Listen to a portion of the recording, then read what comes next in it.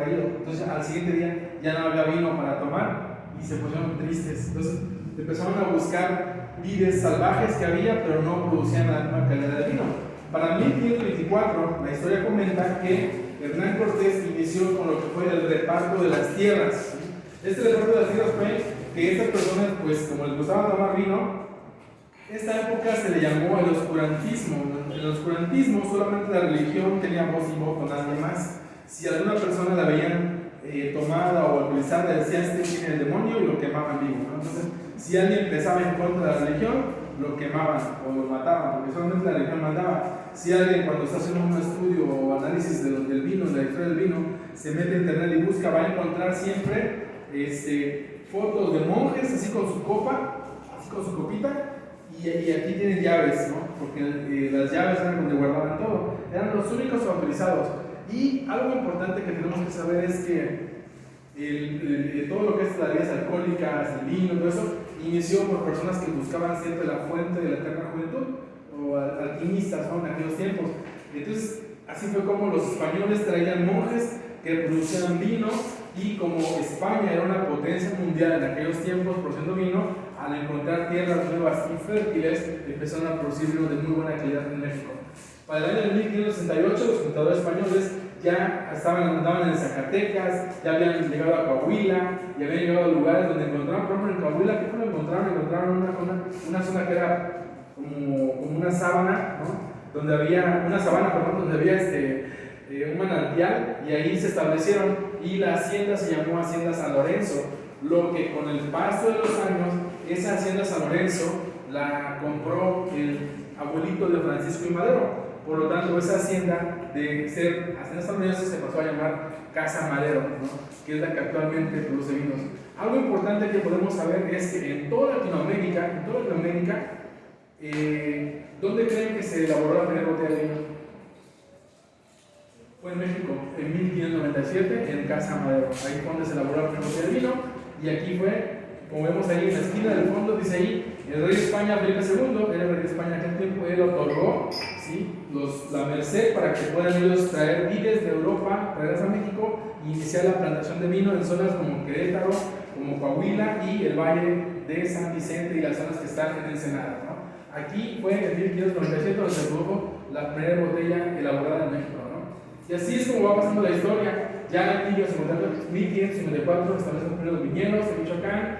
Después, en 1594, ya descubren nuevos manantiales, nuevas zonas de obtener agua para la vid, y pues así empezó el proceso, ¿no? Algo que tenemos que saber, por ejemplo, muy importante, es que para producir vino necesitas tener características del suelo. Por ejemplo, aquí no se puede porque hace mucho calor y la planta no es apta para ello.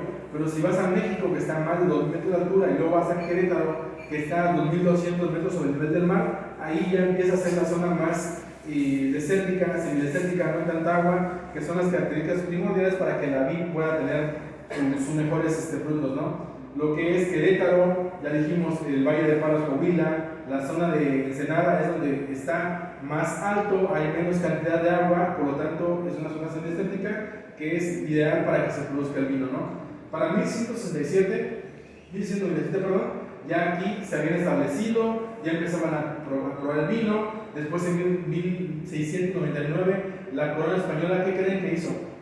Decretó la prohibición de vinos. ¿Por qué? Porque aquí en México existía lo que es los peninsulares, que eran los que ya estaban aquí establecidos, los criollos, que eran los que habían nacido y ya estaban grandes, ya podían tomar vino, y ahí en México, y los españoles que iban en México.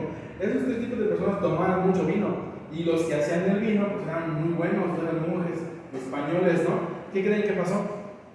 Dejaron de pedirle vino a la corona española, dejaron de solicitarle vino, por lo tanto molestó al rey de España, y entonces en 1699 se decreta que se quemen todos los viñedos, ¿no? Obviamente con los españoles, los monjes, les costó tanto trabajo trabajar las tierras y todo, que digo, sí, quémenlos, pero no todos, quemaron algunos, no son tantos, sino que dejaron los mejorcitos, ¿no? Y sí, siguieron produciendo vino y tomando vino, y pues eso es por eso los viñedos de ahora tienen nombres como San Vicente, Santo Tomás, Valle de Guadalupe, porque fue creado por españoles, ¿no? También hay dos personas importantes, ¿no? San Lorenzo, que fue el monje que se estableció en Coahuila, y otro muy importante que se llama Felipe Junípero Serra. Junípero Serra fue uno de los monjes que venía con él, pero él se fue más al norte y es el padre de todo lo que es Napa, Sonoma, porque en el momento en que él iba ahí cristianizando, también iba sembrando, y entonces a él se le debe toda la producción de vino que hay en Estados Unidos en estos momentos. De hecho, hace poco cuando estaba la pandemia, como que empezaron a renegar, ¿no?, de sus raíces y derrumbaron estatuas a Colón y a conquistadores, y una de las estatuas que tiraron fue la de Felipe Junípero Serra en Los Ángeles, ¿no?, que es el padre de la viticultura en esa zona, y lamentablemente por no conocer también tiene una estatua del que hace que tengan los mejores vinos, ¿no? Entonces aquí vemos cómo ha ido el proceso. Vino la independencia de México. ¿Qué creen que pasó? Se fueron sobre los viñedos y de coraje, ¡pum, pum!, cortaron todos los vinos otra vez. Entonces la producción de vinos ha habido afectada de muchas maneras, ¿no? Aquí vemos cómo sigue avanzando la historia del vino. Y para 1870 ya tenemos ahí las bodegas de Ferrino en Cuatro Ciénegas, Coahuila. Inician bodegas de San Luis, Guanajuato. Y también tenemos a una persona que se llama James Conkerman, que es un viticultor de Estados Unidos. Esa persona llegó a un acuerdo con Porfirio Díaz para crear la plantación de vino y empezar a hacerlo de una manera correcta, ¿sí? Aquí, por ejemplo, Santo Tomás empieza sus bodegas en 1888. Sí. Lo que es Santo Tomás empiezan con sus bodegas en 1888, iniciando con la venta y distribución de vino a granel entre los pueblos más cercanos del valle. Otra vez, de nuevo, ya ven cómo como que empezábamos con México a producir vino, y ¿qué creen que llega? La Revolución Mexicana, y otra vez